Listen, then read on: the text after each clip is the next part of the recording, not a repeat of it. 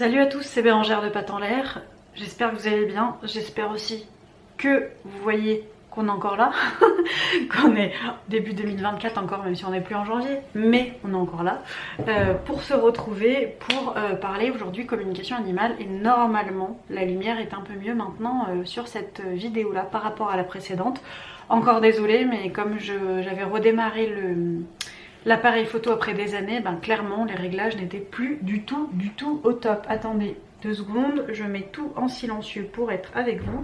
Voilà, c'est bon, on va pouvoir débuter. Encore une fois, les bruits alentours, vous avez eu l'explication dans la dernière vidéo. Et on commence aujourd'hui par pourquoi faire rentrer la communication animale dans sa vie en 2024. Je vous l'ai dit, j'allais dire cette année, mais pas forcément cette année, en tout cas maintenant, à partir de maintenant.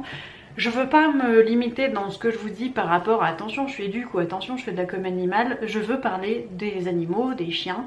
Je veux partager des choses avec vous, peu importe mon statut professionnel, peu importe les choses que je propose. Je veux pas me limiter à tel ou tel domaine, je veux parler des chiens. Alors j'avoue que je suis un peu toquée des chiens, donc ce sera surtout les chiens, mais ce sera les animaux de manière générale quand notamment on parle en com animale. En tout cas cette vidéo elle pourrait se résumer en allez-y, faites de la com, demandez des séances de com parce que ça change la vie. Je pourrais résumer là et vous faire salut et à la semaine prochaine, mais pas du tout. J'estime quand même que, enfin j'imagine qu'il vous faut un peu plus de détails sur pourquoi on fait rentrer la communication animale dans sa vie, pourquoi le faire maintenant, pourquoi tout simplement faire appel à ça. Alors je sais que parmi vous il y a des personnes qui ont jamais entendu parler de ça, d'autres qui ont déjà fait appel à des séances, d'autres qui sont même formés avec moi ou non. Donc je m'adresse un peu à tout le monde aujourd'hui. La communication animale, c'est d'avoir une discussion sur un autre plan. C'est une pratique d'âme à âme, c'est une pratique spirituelle, une connexion d'âme à âme sur un autre plan pour poser des questions, passer des messages à un animal. Imaginez seulement avoir ce truc, cette possibilité en vous, autour de vous, de pouvoir communiquer avec un animal ou d'avoir accès à quelqu'un qui peut le faire pour vous. Déjà, c'est pas un don, donc tout le monde peut le faire, mais on aura l'occasion d'en reparler sûrement plus tard. Mais en plus, c'est une réalité pour beaucoup d'entre nous. Personnellement, je vous fais cette vidéo, je viens de terminer une communication animale. Voilà. Et depuis la crise du Covid, j'ai l'impression qu'il y a eu un espèce de switch, que dans cet état de crise, on s'est tous demandé si on était vraiment à notre place. On a tous eu je dirais pas un remise à zéro spirituelle, mais un truc de se dire est-ce que ce que je fais tous les jours me convient, est-ce que je suis vraiment cette personne, est-ce que je ferais pas autre chose. Et je trouve qu'en ayant ce truc dans nos quotidiens, il y a beaucoup de personnes qui sont venues vers les pratiques spirituelles, vers l'ésotérisme et vers la communication animale notamment, parce que ça nous apporte quelque chose qui n'est même pas identifiable avec des mots. En fait ça change votre perception du monde, ça change votre perception du monde animal, ça change beaucoup de choses. Moi c'est un de ces déclics qu'il y a eu dans ma vie qui a changé ma façon de voir le monde et pour lequel je serai éternellement reconnaissante. La communication animale en elle-même n'a absolument rien à voir avec une quelconque question de religion, elle n'est pas basée ni reliée à aucune religion, donc si c'est une inquiétude que vous avez, voilà. Il faut se l'enlever parce que je sais que ça peut arriver, mais pour moi c'est relié à aucune religion, de même que personne, si vous pratiquez, j'entends parler dans ce milieu qu'il faut être végétarien pour pratiquer. Personnellement ça, à mon humble avis, c'est un cheminement personnel qui n'a rien à voir avec cette pratique.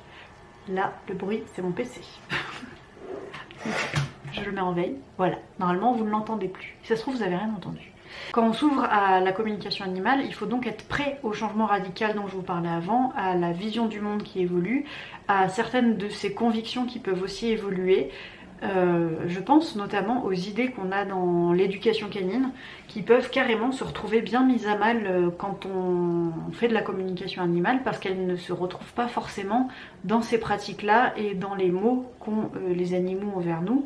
C'est aussi prendre conscience que, alors on le sait que nos animaux sont des êtres vivants, hein, mais c'est prendre conscience qu'ils sont pas tellement les bébés qu'on voit et qu'on a envie de voir tout le temps. C'est souvent un retour que j'ai, des gens qui me disent punaise, je l'imaginais comme un bébé en fait. Mais non, en fait nos animaux sont, alors c'est nos bébés, ce sera toujours nos bébés, mais ce sont des êtres à part entière qui ont une capacité de réflexion plus ou moins poussée, qui se posent des questions sur la vie de façon plus ou moins poussée. Vous pouvez aussi bien tomber sur un animal qui se laisse vivre et qui se pose pas plus de questions de ça, que sur un autre animal qui va se poser la question du sens de son existence par exemple.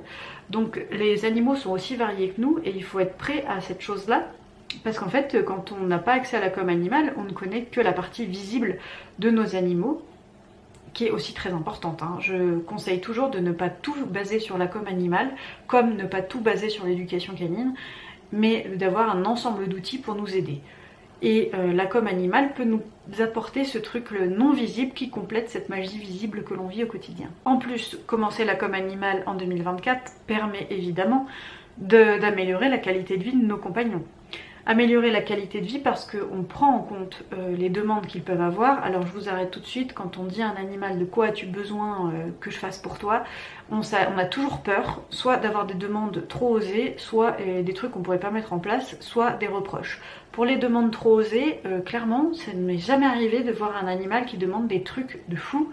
C'est souvent sur les mêmes thèmes que ça arrive, le lien avec l'humain, les sorties, la nouveauté. Dernièrement, j'ai eu pas mal de ça, genre de découvrir des tout nouveaux endroits, de faire de toutes nouvelles choses, ou des chats qui demandent à sortir et où on s'arrange pour le faire en sécurité dans une laisse, avec une laisse par exemple. Et ça, j'ai plusieurs cas de chats qui ont pu connaître la semi-liberté comme ça on va dire, et pour qui ça a changé beaucoup de comportements qui pouvaient être problématiques. Là encore une fois, je suis pas spécialiste chat, c'est que la communication animale qui a apporté des pistes, même si quand il y a besoin, je redirige toujours vers quelqu'un qui a les compétences en comportement, en éducation et en éthologie, etc.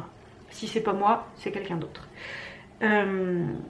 Et puis pour les reproches, c'est pareil, on me dit toujours mais mon chien il va me dire qu'il sort pas assez, on imagine ce que notre animal va nous dire et puis on bloque dessus, donc on préfère pas savoir.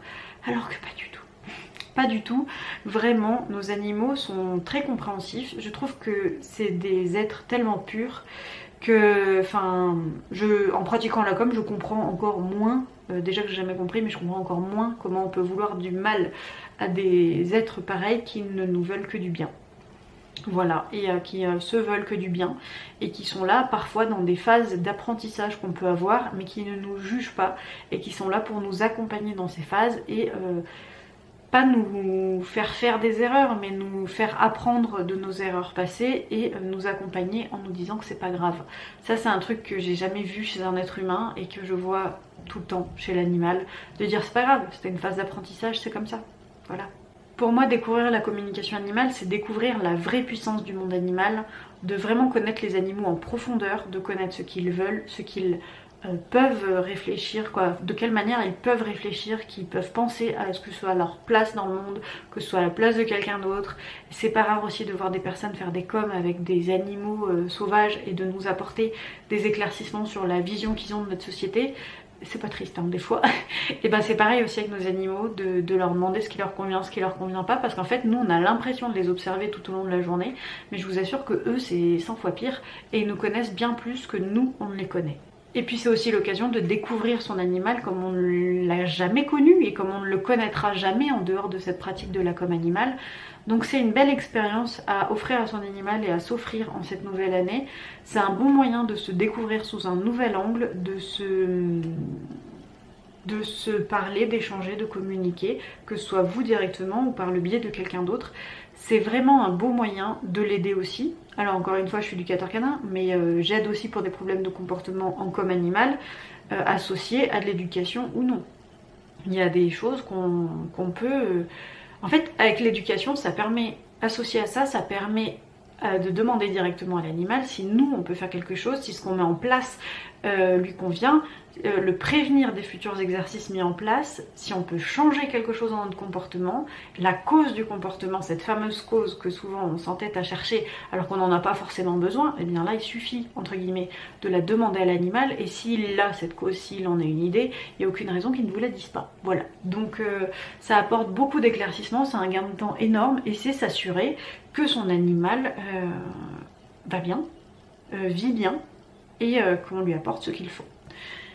Voilà, voilà. En tout cas, c'est vraiment l'occasion, que ce soit aussi bien pour vous que pour lui, de faire appel à cette nouvelle expérience, même si je vous avoue que les animaux, pour eux, c'est quand même bien moins perturbant que pour nous, dans le sens où pour eux, c'est complètement normal. Il n'y a pas de la barrière de ça existe pas, on vit ce qu'il y a à vivre et point barre. Et c'est un truc pour lequel j'essaye dans lequel j'essaye de m'inspirer. Je vais arriver à la sortir, cette phrase.